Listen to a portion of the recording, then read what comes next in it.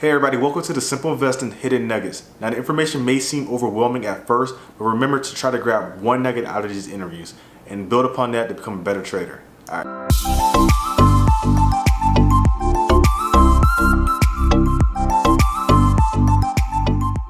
Are you there, Wall Street Trapper? I'm here. What's good, family? There we go. All right, cool. So let's go ahead and get it started. All right, so my question to you is, what do you trade and how do you find success in it and build on it? So I'm not an everyday trader. I'm mostly a long-term investor, but I do trade when I see opportunity. So what I trade is options. I do a little options trading. What I look for is just opportunity in the market. For instance, I had a situation one time where I made about $2,000 on a Tesla put. So before we get into that, I'll just say that options are when you are buying 100 shares at a time, but you don't pay the market price for it. You'll pay maybe like 50 cents, $1, $2.75, depending on the time that comes with the actual contract. It's based on time. So one time a situation presented me where Elon Musk got caught. Well, he didn't get caught. Well, he did an interview where he was smoking weed on TV. And I knew that would cause panic in the market. Right. I knew that the share price was going to drop. So I purchased about 15 contracts. What costed me about, I want to say about $700. Right. And I wound up. Yeah. So right. So you said you spent $700. So like the average cost of a Tesla stock is what, about $365 a share? Yeah. At that time, it was about $315 at the time. And I bought the contracts for about $1 a share, $1.15 a share. So it costed me about $100 and something per contract. I want to say that. So and you depending on the contracts you have, on those contracts, I believe I made about $8 or $18, something like that, every so many cents that the share price fell. So put options happen when the share price falls, and call options happen when you believe the share price will go up. So I mostly, like I said, I'm mostly long-term invest, but I do options trade when I see opportunity. So that's my go-to. And for me, that's where the money at. So you want to make some money. You want to make some money in the stock market. I don't have nothing against no other way. When you want to really make some money in the stock market, if you can pay attention and be an opportunist, contracts is where it's at. Call options is where it's at. Options. So you're saying you find a lot of success in options, right? Yeah. And by you doing options, what was it? So your first successful kind of like, when was your first success, and when you saw it, how did you build upon it? My first success for options, I traded the SPY, which is when you trade the whole S&P 500. For me, that's a fairly active stock to deal with. It's fairly active because the S&P goes up and down all day, instead of me dealing with an actual company. And my first success, I bought one contract. I didn't want to be greedy. The thing about options is you can't be greedy. You can be overzealous because you're looking at the profit margin and you know it can happen so fast. I bought one contract, man. I think I made about $50 on it. It wasn't a lot. But prior to that, I had lost probably $1,000 just learning. Wow. Yeah, I probably had lost $1,000 just learning, just trying to understand the dynamics of it. Because I had read a couple books on it, I had did a little YouTubing on it. But I'm a firm believer in, you can read all you want, but until you get into the water and know how you're going to react to the water hitting you, the current, the elements, Until you do that, you'll never be successful. And you can do what's called paper trading with options, but I believe that if I don't use my own hard-earned money, Right. I'm not going to take it serious. I agree. That's just the way I am. So it took me a while to learn it, but I never got discouraged with it. So I want to say my first plus, it was a win for me because it was the first time I didn't lose, right? But I only made about $50, $60 on it, but I felt good about it because it helped me understand how to actually go about, winning. I think the other day I just posted on my Instagram, I think my profit now is about at 9,000 this year. That's amazing. Yeah, it's at about 9,000 this year, and it took a while to get there, and I still take losses because things happen all of a sudden, but looking at the bigger picture, I have a better understanding of it. But I'm still learning though, but I have a way better understanding of what's going on right now with options.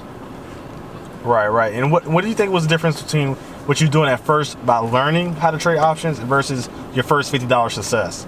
It's like, what was that difference?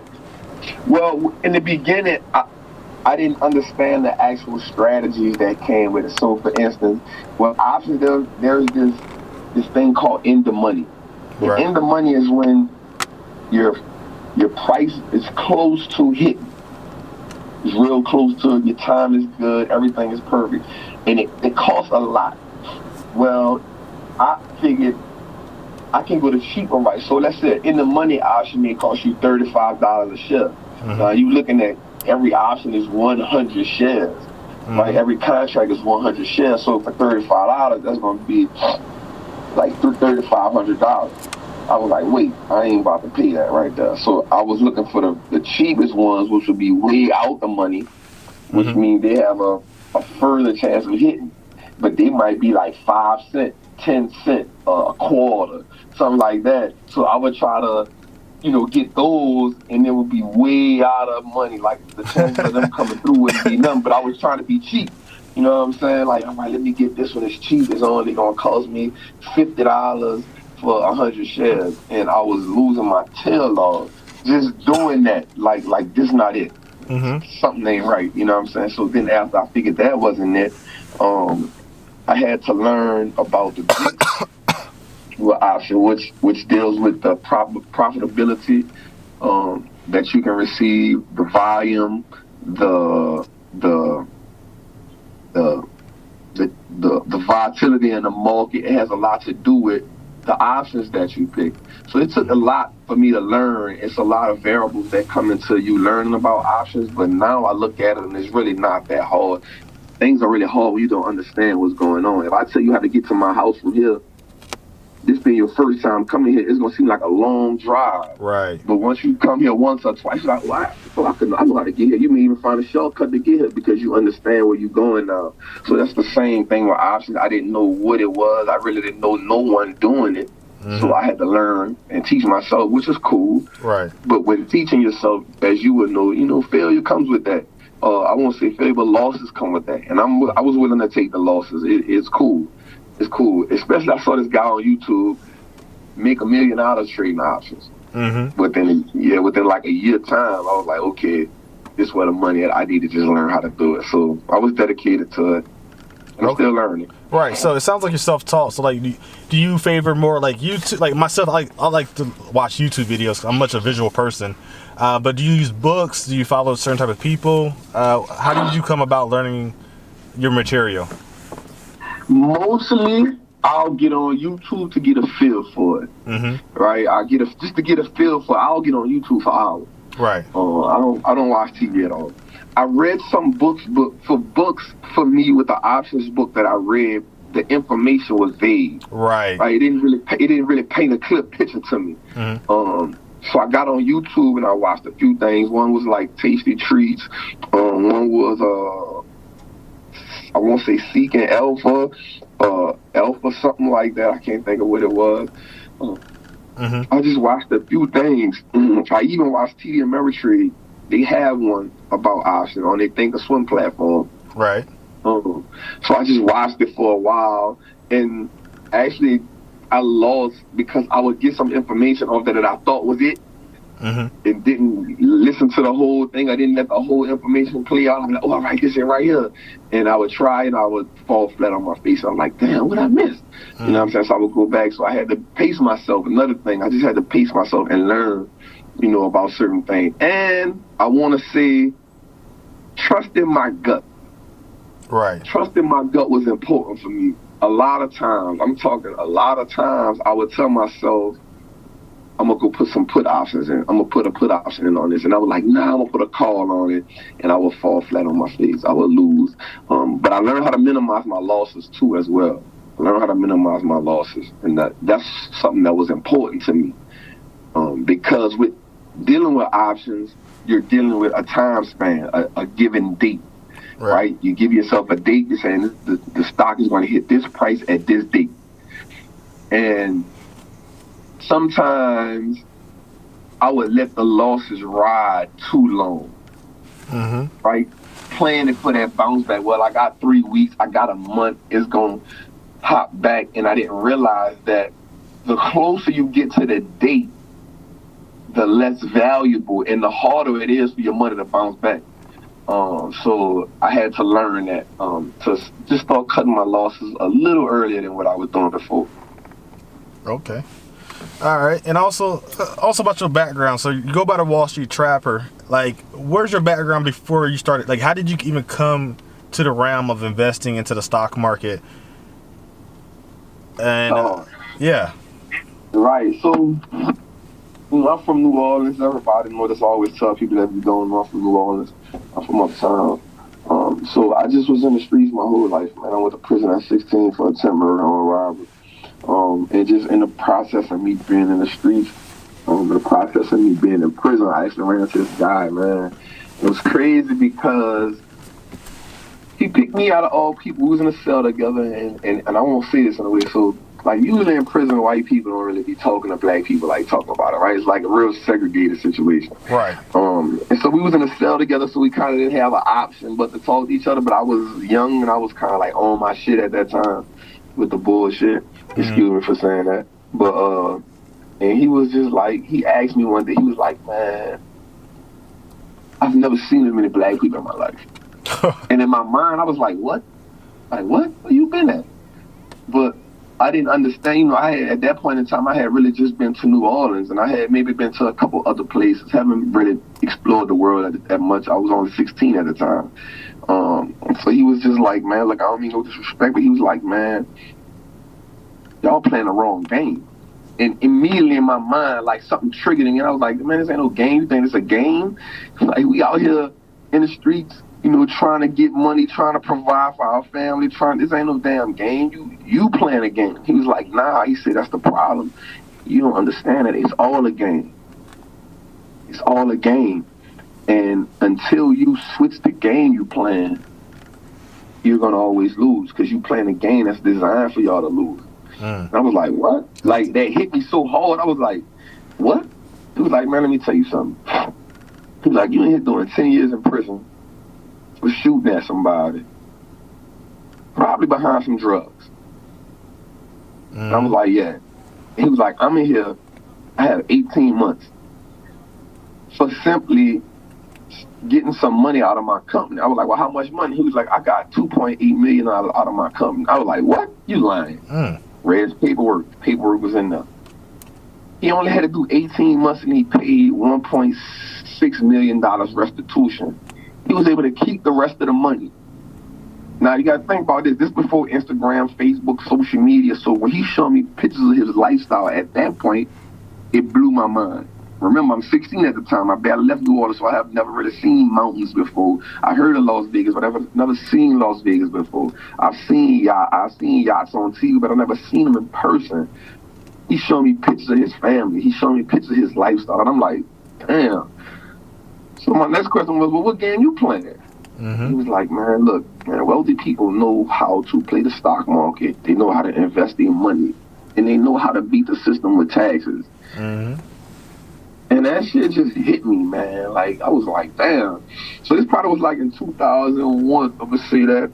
And so, mind you, I'm doing 10 years, so we go on and off. He go his way, I go my way. He go to federal prison. I go upstate prison. And so about 2007, I get released, catch another charge in about 2010. The North's kicking my door and I'm back on the streets. I'm back in the streets. The stock market stuff not really on my mind, but during the course of the time in prison, I actually used to watch TV, and I used to watch CNBC all the time, just so I could understand the language of what was going on. It would dawn on me like, I don't mess with them stocks, man. And that's how I actually learned about ticker symbols and just learning the language on how much the stock market meant to the world. Like, I was like, damn, it's really is a game. So that kind of got me familiar with the talk. Right. I came home, it's crazy. I came home in 2007. I catch another charge in 2010. About 2012, and I'm going to trial on this charge. It's crazy how the world works. I hear somebody call me. My name Leon. So he's like, Leon, that's you? And I turn around, and I see him. And I'm like, man, what's up? What you doing in here, bro? He's like, oh, man, me and a friend of mine came in town. He got in a little trouble. I'm because he's here to, help him out, support him, whatever, get through this little situation. He's like, man, what you doing here? And in my mind, a part of me really felt like I had let somebody down. Like, it's crazy. Like, instantly, I was like, damn. Like, I was embarrassed to see what I was there for, right? So he was like, are you playing the same game? Like, and he said that to me with, like he was disappointed in me. Like, I told you already you playing the wrong game. So I was like, man, I just got jammed up. He was like, man, it's cool, man, but listen, I feel like you're going to beat this. He said, but man, look, man, switch the game, man, if you don't want to keep doing the same shit, man. Switch the game, bro. And it was cool. Like, at that point, it registered in me that I need to switch the game up. Like, if I get through this situation, I'm going to switch the game up. And so I was blessed, man. That charge, I got found out guilty on that charge in 2012. And I just made my mind up that I got to do something different, right? Because selling drugs and, robbing drug dealers and shit, that shit wasn't going to do nothing but put me back in jail. Right, and I hadn't lived my life at that time, so I really opened an account with E-Trade, and I really started, man. I really bought a couple books on it. I actually bought How to Invest in Stocks for Dummies. That was my first book. I was there too, actually. That was my first book, man, and I read it. And then my next book was Dividend Stocks for Dummies. My first two books was for dummies books because I knew I didn't really know. I got back on CNBC, man, and I'm not gonna lie, I was still selling a little weed, man, but I wasn't out there like I was. I'm not gonna lie, I was selling a little weed, and I made about $5,000, and I invested about $2,500 into it. I didn't know what the hell I was doing, but I felt good that I did it. And from that point on, man, this was about 2014 before I moved to the A. 2015, I was in the A, man, and then I just started really focusing on it, learning about it, like telling myself I could do this. And then in my mind, I read a lot on Warren Buffett, and I was like, I'm gonna be the black Warren Buffett. I got this shit. Yeah. You know what I'm saying? Right. And I just went with it. The first book that I really read that really made sense to me was the Intelligent Investor, man. Really good book, man. A book about value of companies and how to find companies undervalued, how to have patience in the market, how not to be emotional in the market. Like, that book really put me on a good pace for understanding, how to invest in the stock market. Another book I read after that was Peter Lynch, One Up on Wall Street. Those two books really put me in motion. I'm not gonna lie, they put me in motion. And then, I just kept learning from my mistakes. I always been willing to lose money to learn. So losing the money didn't really bother me, right? Because I already knew I'm gonna make money. I think that's a great thing about me is I don't value money like other people value money. Because, for 10 years I ain't have no money. And then before that, prior to that, I was hustling for money. So the way people value money and the way I look at money is kind of different. When I started investing, it made me realize that money was a tool, right, not to be cherished, right? So the way I look at money kind of is different from a lot of people, which is cool, and everybody have their own way. So I always understood that the losses were only lessons. It didn't really mean I failed at it, right? So that's how I got into it. Once I really got empowered and really understood everything that came with investing, I was like, man, I got to teach my people this, man. Right. And just being a hustler by nature, a trapper by nature, I was like, okay, let me flip this, let me put this into something. Like, okay, so Wall Street Trapper, because I felt like this was my new lick, this was my new grind, this was my new, way to eat. So I created the brand from the Trap to Wall Street, just which represents not just coming from the streets, but also just coming from that financial trap. You know what I'm saying? Because once you start learning about investing, you start learning the power of money. You start learning the power of using debt. You start learning a lot about money that really go against everything you learn coming up. Right. You know what I'm saying? Everything you learn. So from the Trap to Wall Street was the basis of the brand, was the foundation. And from there, that's why I came to where I'm at now. And I still got a lot of way to go, man. I hear that. That's what I hear. With hustle mentality. Actually, who was the guy in the jail cell? He talked about Wall Street a lot. He actually did TED Talks and everything. He was saying that a lot of us have the right hustle, but the wrong grind. His name, damn, I know his name. Curtis Wall Street Jackson. Curtis Wall Street Jackson, exactly what that is. And also, when it comes to, this investing world, you can't be scared to lose money. But, as some people are cut from different breeds, as a hustler, that sometimes loss is a part of the game. But hopefully in the bigger picture, you make more money when next come around, right? So, that's totally it. Just gotta learn that them losses ain't nothing but lessons, man. I think that's what most people feel at. And for me, myself, even like when the market goes down, right, I don't panic because in my mind, I just feel like that's a part of the game. Like, once you understand a part of the game, and I'm gonna say it's like dealing with a woman, right? You deal with a woman, right? At some point she gonna fuss about something. You know what I'm saying? She gonna find something to fuss about. But if you love that woman, you're not gonna leave that woman just because she starts fussing. You're gonna just find a way to deal with. You're gonna tolerate that, right? You're gonna, all right, this part of the game. Right, so with the stocks, it's the same thing. And mind you, I say this all the time, I'm more of a long-term investor. And when I say long-term, I don't really mean forever. I'm talking 5 to 10 years because the way I look at investing is not how traditional investors look.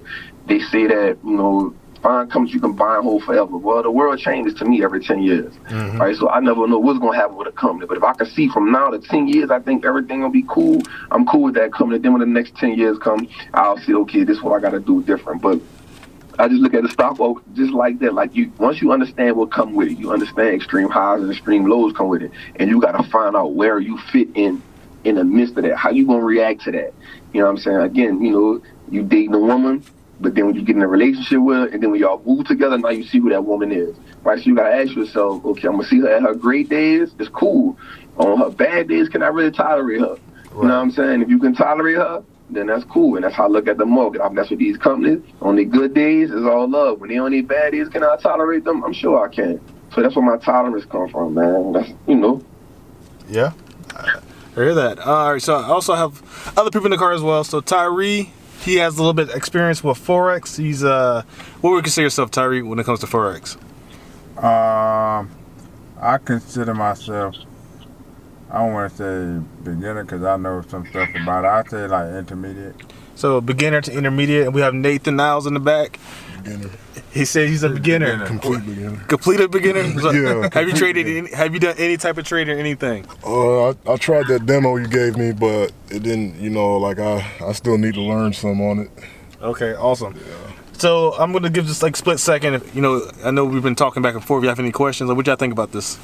Man, you got a great great background, a great story, man. Like, honestly, you need to have some TED Talks, bro, because that's honestly amazing, bro. Seriously, bro. Right. Yeah.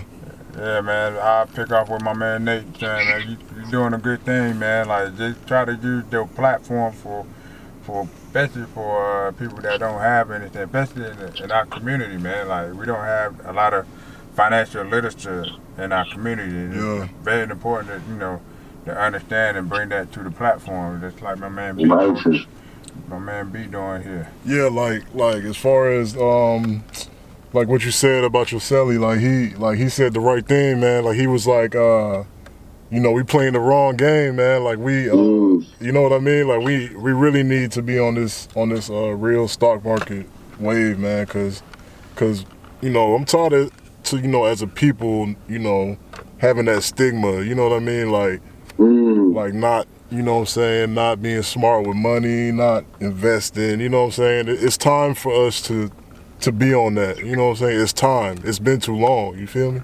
Yeah, So, 100% agree with you on that. yeah. And that was, and honestly, man, I'm not gonna lie, that was. I just remember me being young, hearing him say that, like, you playing the wrong game, and it's like I never understood that it was all a game. Yeah. You know what I'm saying? Like, it's all, but even in the streets, we call that the game. Yeah. You know what I'm saying? This what the game give you. You know, the game ain't fair, and the game this is like, damn, like, you know, you be like, damn, like, okay, I am playing the wrong game. You know what I'm saying? And then it made me sit back, and it's crazy because the more I used to watch CNBC in prison, man, the more I realized that these people was playing a completely different game from us. You know what I'm saying? A completely different game. And so now when I look at elections and stuff like that, and I hear Republicans battle for taxes more than anything, I understand why they are battling for taxes. Because, and I say this all the time, if I give you $100, would you rather keep $70 or would you rather keep $85? And you know what I'm saying? It's just that simple, right? And that's what they fight for. Because I understood that wealthy people, it's not about the actual money. It's about what you do with the money that you have. Right, so you can take $200 and go. You can take them $200 and go get a pair of J's, or you can take them $200 and buy you some Apple, or buy, if you know how to Forex trade, you know, do that, or you can learn how to do options. Like, it's so many other things we can do, and I realized that with taxes, it allowed them to keep more of their money. Right, so we know that work and taxes. You know, it's the highest paid tax ever. In, you know, working capital, the money you make from working a job, that's the highest taxes in the world. You at 33%, 34%, or wherever it is, wherever you at. Like, capital gains, like, after a year, you're only paying 15%, 20%. Like, bruh, that's a big difference in $100 bill. And I keep it simple that way people can understand it. Not saying you guys wouldn't understand that, you know what I'm saying? But you know, it's simple. Like, damn, if I get $1,000, I can keep $850 rather than $700. Like, bro, I want that extra $150. You know what I'm saying? Right. So I learned that, like, damn, that's why they always competing, fighting for taxes. And then I realized that as I really dug beneath the surface, I realized that, like, real estate, like, the government gives you tax deductions for owning and putting real estate on the market because you're helping the economy. If you start a business, like, they give you tax rates because you're helping the economy, right? And I was like, damn, this is a totally different, like, nobody never taught me this. You know what I'm saying? Like, nobody told me this in school. And for me, that was what From the Trap of Wall Street was going to represent. Like, the stock market is just me scratching the surface. You feel what I'm saying? Like, my goal is to bring financial literacy to all of us and show the whole culture that, yo, we've been playing the wrong game. Yeah. You know what I'm saying? And it's the reason why when we go to school, they don't teach us this. Because, and it's an analogy that I use in I give seminars too. So, and this is an analogy I use in every seminar that I give, right? So we know that the lion is at the top of the food chain, right? We know he's at the top of the food chain. So if a lion actually taught an impala how to get away from him or what the secrets to his success was, then I'm pretty sure that impala will probably tell a zebra, and I'm pretty sure that zebra will probably tell a water buffalo, and then they would tell a gazelle, and so forth and so on. And then what would happen is the lion would then starve, or he would have to become a vegetarian, or he would have to eat his other lion fellow counterparts, right? So for that reason alone, the lion never tells anyone the secrets to his success, how he's at the top of the food chain. Remember, he's not the smartest, he's not the strongest, he's not the biggest, but he's even not the most ferocious. But he has that respect. When you see him, they think run. You know what I'm saying? More than any other animal. So now put that in retrospect about us. Like, if they tell us how to be wealthy, if they tell us how to succeed, if they tell us that, right, then be able to feed off of us. You feel what I'm saying? They will no longer be able to feed off us. And then if they can't feed off of us, then who do they feed off? Wealthy people don't make other wealthy people rich. They just tell them how to get more money from poor people, bro. Believe that. You know what I'm saying? Believe that. And so my goal is to tell you, listen, even if you work a 9 to 5, yo, look, use that 9 to 5 to start building your wealth, yo. It's not a sprint, it's a marathon, right? Put yourself in a financial situation where you no longer have to depend on your boss. So if you go to work that day and you don't feel like, and your boss talking shit to you, you can tell them, you know what, I make more money on the side than I make for this job. You feel what I'm saying? It's like putting yourself in a situation to be financially independent, man. So that's what my brand from the Trade to Wall Street is all about, man. And the stock market is just the beginning, man. Believe that. Right on. But hey, Walt Trapper, let me ask the book that you talking about, the Intelligent Investor, is it about Benjamin Graham? Yeah, by Benjamin Graham. Okay. By Benjamin Graham. Okay. Now, I tell people this about that book. A lot of people will say, get that book, right? And I tell people this. It's a good book only if you really want to invest, because it's a slow book. It's a real slow book, right? It's a really slow book. And I tell people that about a lot of investing books. Like, you really have to want to learn this. The reason why I was so good at reading these books, because in prison I had developed my reading habits, right? So now I read like 3 books at a time, and people say, how? It's because I'll read 3/4 of a book or half of a book, and that book will reference me to something else. I will mark that page where I left off and jump into another book, right? And then what that does for me is it keeps me interested in that book. That's just what works for me, right? Because if I try to read a whole book, I'm not going to read the whole book. So what I do is I'll jump to another book, and then I'll jump to another book, and then I'll go back to that first book, right? Like, and that keeps me interested. Because if I read something for too long, what's going to happen is I'm going to start and feel like I'm reading the same thing over and over again, and I'm not really going to be interested in it no more. So I'll take whatever 3 books, and I'll read them all at the same time, and I'll go back and forth until I read them. But it only takes me a month. I can read 3 books in a month. You know what I'm saying? About at that pace with that method. So you have to be really into reading. And I want to say this right quick, put this out there. So I have 2 ebooks that I put out there, Wall Street Trap 101, Wall Street Trap 102, and they are really fast paced. Like, it's simple, easy to read, easy to get to, because I put myself in a situation when I wrote them, put them together with where was I when I was looking for this information. Like, you know what I'm saying? When I needed to know how to go about investing, what mindset was I in? And now let me give it to you from a more experienced me without being so repetitive with the word usage. So, The Intelligent Investor is a great book, but you really have to want to be an investor, because I tell people all investing books are boring as hell, right? All of them. Yeah. Right. Man. Except, yeah. Except, Rich Dad, I don't know. I really love Rich Dad. You ever read Rich Dad Poor Dad? I have all of his books, all of them, and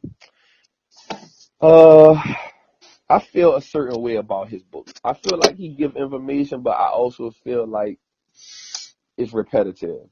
Yep. I feel like he talk about the same thing in every book. He just add a few different things. But I also feel like he says things in a way like somebody tell you, "Oh, I got a secret to tell you," right? And then they be like, "What's the secret?" And then they be like, "Man, you really gonna like this secret?" And then he be like, "All right, what's the secret, bro? Yep. You really gotta know this secret." He's like, "All right, what's the secret, man? When I tell you this secret, all right, bro, tell me the secret, man. You ready for this secret?" Like, bro, tell me what you need to tell me, right? And I feel like that's what he do you in his books. Yeah. You know what I'm saying? Squeezes you out, right? You know what I'm saying? And again, I have all the books, right? I have like 5 of them. I'm not gonna say I have all 5 of them, and he gives you just enough to like, oh, come on, bro, tell me. Like, and he's like, all right, look, bro, I'm gonna tell you the secret. This is what you need to do, all right? Until you're reading it, like, all right. All right, look, this next chapter, this what you really have to do this. All right, look, let me get into this next chapter. All right, you reading it, and you're like, listen, you really have to do this. Listen, don't forget this. My poor dad told me. All right, I know what your poor dad told you, right? But tell me what I need to do, bro. Right? Right. And I feel like he never like Right. hits the hammer on the head, right? It's more of a like, you know, I'm getting you there. I'm raising you up. I'm raising you up. And he give you a little bit along the way, and I'll just be like, bro, man, F you, man, and your book, man. You know what I'm saying? You know what I'm saying? You know what I'm saying? I think his shit overhyped, man. I'm not gonna lie, bro. And it's now coming from a perspective that now understands what's going on. You know what I'm saying? Like when you don't understand what's going on, you're gonna be like, "Oh, let me get it." And I'm telling you, I just feel like he just look, listen to this secret. The whole way is like he was great at putting it together. Right? Right. He was great at putting it together because you're gonna relate to the poor dad that's going to work, and then you're gonna relate to the rich dad because that's where you want to be at, right? Right. So you gonna grasp the concept, but he never gives you that. Boom, this what it is. He never gives you that. He never gives you that. But what makes him great because he was ahead of his time. He put us on game before anybody else put us on game, right? So for that, he's built a loyal following. You know what I'm saying? You got to think 94, 95. Nobody wasn't telling you about no money like that. You know what I'm saying? That's when he started his Rich Dad Poor Dad series. And nobody wasn't really telling you like about assets and liabilities. So he was a pioneer, Mm-hmm. right? So he built a large following of people who appreciate the work he put in. It's just like people who love, like for instance, we love Nikes, right? So when Nike come out with some trash shit, you'll justify why you bought that. Man, Nike is better than Reebok. You know what I'm saying? Because you built that loyalty to Nike, y'all. Like Apple and iPhones and Samsung. Like even though Apple going through these downturns, they've built a loyal fan base, which is why people stand around the corners to get their phone, right? And even though you know the next iPhone is not gonna be too much better than the other one, but the price gonna be a $400 difference, but it's not too much better than the other one, right? If you simply just upgrade the data when they put it through your phone, you got the same damn phone. You feel what I'm saying? But they've built a loyal following. So you gonna Right. buy that regardless. And I think that's what he's done. Like he done them books the same damn book, man. You know what Right. I'm saying? I mean, it's marketing and sales. And the one thing I kind of really became accustomed with ebooks and online academies, for example, your Pay Me in Equity 102, with ebooks, books are designed to be with a lot of fillers so they can look kind of fat, right? Right. And to market and sell. But really, some people say there's only 20 to 10% of actual useful information in that book. Mm. The rest of it is, regurgitated information and Mm-hmm. fillers. I Uh, agree. and as I read the ebook with the 102 Pay Me in Equity, right? Yeah. You get straight to the point, how people can relate. And the one thing I really noticed a lot about that ebook, and I don't want to go too much, you could tell us more about that ebook and why we should pick it up. But I like how you actually get readers into the mentality. And that's honestly, as a trader for myself in the Forex market, and as you do the stock market, the similarity where we have is mindset more than anything when it comes to the market. The market is not that hard, but getting the right mindset is quite the challenge, I think, in Right. my opinion. So, Right. can you fill us in a little bit about your ebook, the Pay Me, sorry, the 102 Pay Me in Equity? What is that about, and why should readers and viewers? Yeah, that's his book. This is an ebook that he has on his Instagram. You can tell us more about that, but why we should pick it up, why should we check it out? Righteous, righteous, righteous, man. I appreciate that.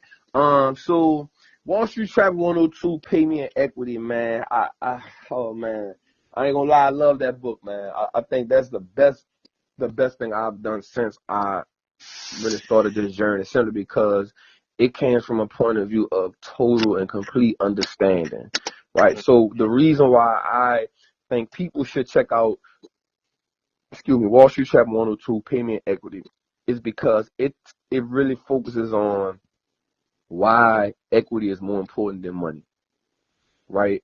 And that's a lesson that we need to know, because we value money so much, we've been taught to put it in a bank and save it, right? Just think about that. Like, we've valued money so much that we've been taught to put it in a bank and save it, when a bank makes billions of dollars off our money while paying us pennies, right? So if I told you, hey yo, say B, man, look, let me hold that $1,000, man, and look, I'm not sure I'm gonna give you the $1,000 back, but it's a credit. But at the end of the year, I'll give you $10, right? You'll be like, what? All Man, right. look, give me $1,000, bro. Like, I'm gonna hold your $1,000 for you, bro, and I can probably make $1 million off it. You know, I can make $10,000 off it, but I'm not gonna pay you off the 10,000 I'm gonna make off it. I'm gonna just give you $10 at the end of the year. You be That like, man, you better get out my face, man. Like, don't play with me. Man, don't play with me like that. You know what I'm saying? And essentially that's what the bank do. Look, they've built this mindset around us trusting them with our money because we aren't financially literate and we don't trust ourselves with our money. You feel me? Like, if you think about that, the reason you put your money in the bank because you feel like, let me put my money in the bank because if I have it in my hand, I'm going to spend it. You know what I'm saying? If I have it in my heart, I'm going to spend it. It's because you don't trust yourself with your money. So what right. payment equity does is it puts us in a mindset of knowing how to first learning the value of money, learning that money ain't nothing. It's the things that you can, it's the assets and liability, the assets that you can buy with your money instead of the liabilities.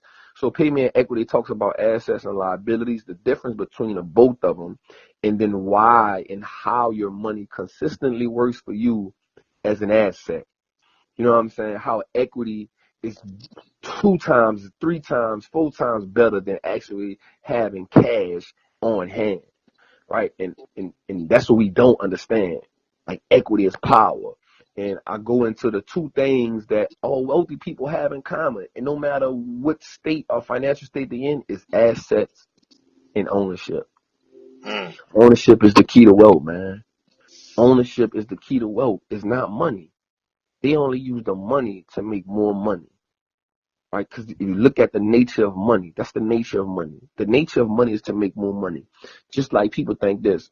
So you look at a bee and you think, and listen, I'm the king of analogies, yo. Like, listen, I'm cold blooded. Like, I'm the king. I call myself the king because I have an analogy for everything, bro. Because I understand that when you paint a picture for somebody, they get it. You know what I'm saying?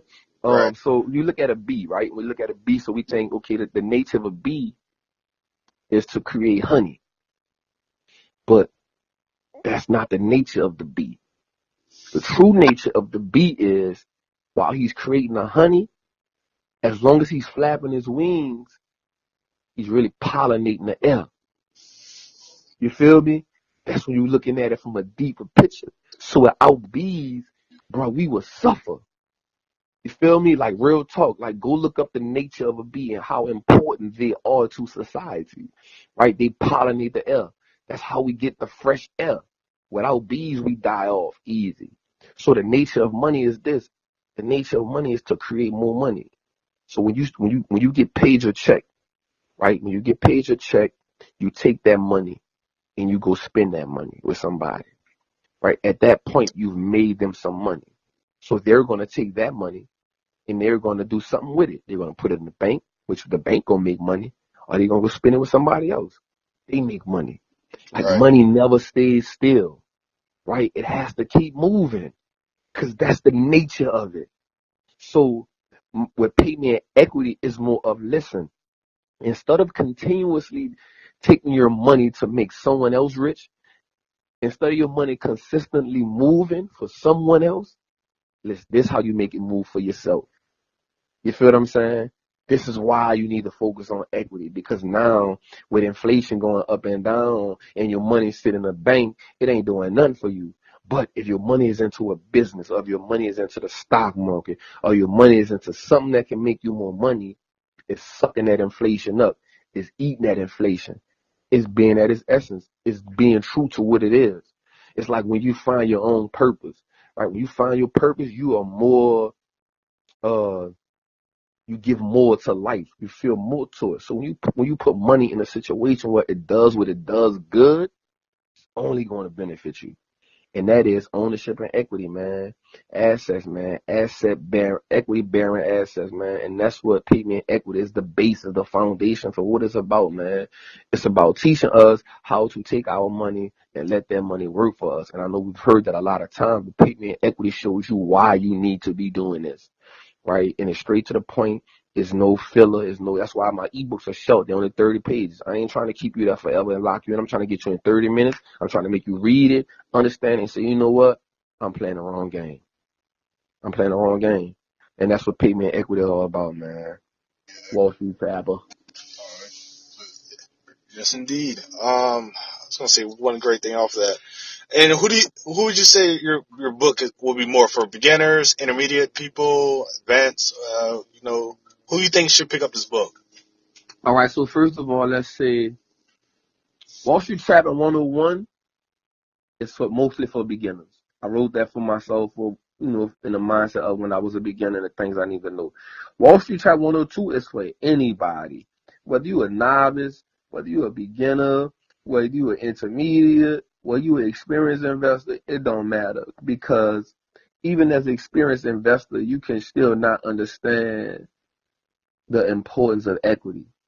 Right? Because you can be and not saying you be, but you can be a trader, right? So traders don't really care about owning a company, they just care about movements, right? You know what I'm saying? They care about movement, they care about Right. charts.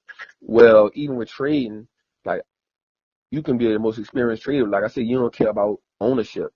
But I can say this, if you're a trader and then I tell you about, man, look at this, about equity, you read 102 and then you start thinking about equity and ownership, now you're like, okay, I'm going to still trade, but look, let me take some of them profits from them trades and find me a ownership bearing asset.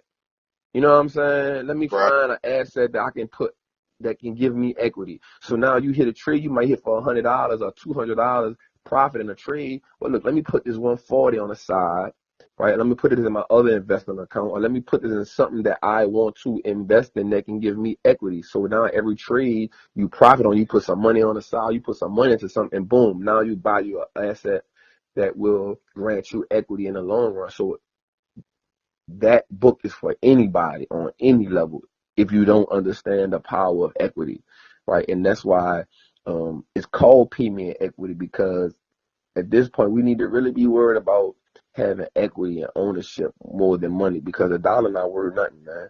It ain't backed by nothing. Anytime somebody can print something as much as they want to, it really ain't worth nothing.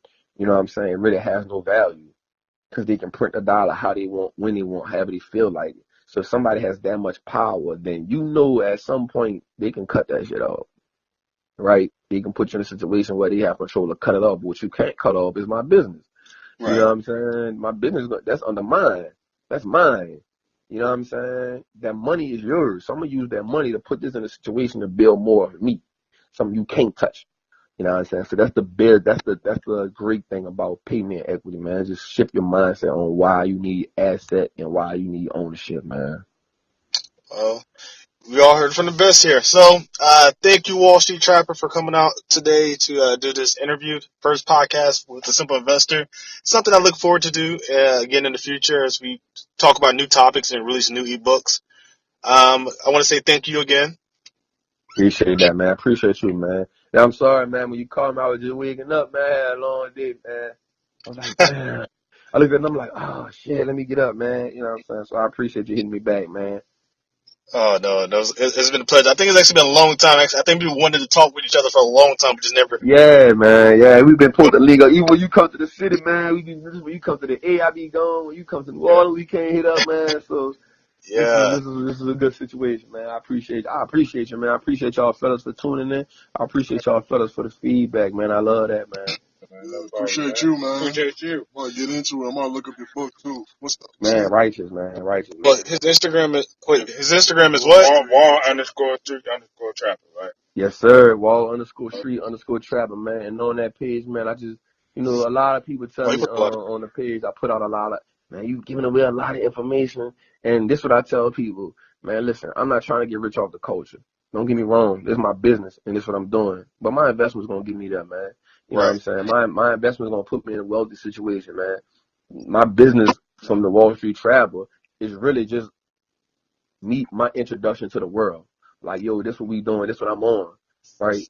And for people to buy into that system, to buy into it, my ebooks, my one-on-ones, they they, they put you in a building, man. But my investment is gonna put me there. The real estate, and I talked to B about that before. My real estate, man, I'm working on. My partner got a trucking company, 18-wheeler truck. I'm trying to get my first truck next year. That's my goal, man. I just looked up something online. A dude had in 4 years he went from 1 to 33 trucks, and he makes $6 million a year now with his trucks. Like, you know what I'm saying? Like, I have what's called a triangle offense I'm working on, man. You know what I'm saying? Like Phil Jackson, I got a triangle offense I'm working on, man. And that's what's gonna put me in that next financial bracket. Right. Not me feeding off the people. Like, my people trying to get money. I'm trying to help Right. you get money. I'm gonna get this money from this other avenue. You know what I'm saying? Because now I have the financial knowledge. I understand that the money is a tool, and I think that's what the streets helped me with, because I don't value money like that. I understand what the money can do. It can either, because listen, the world would never run out of stuff for you to buy. They would never run out of stuff for you to buy. But on the flip side, they'll never run out of stuff for you to invest in either.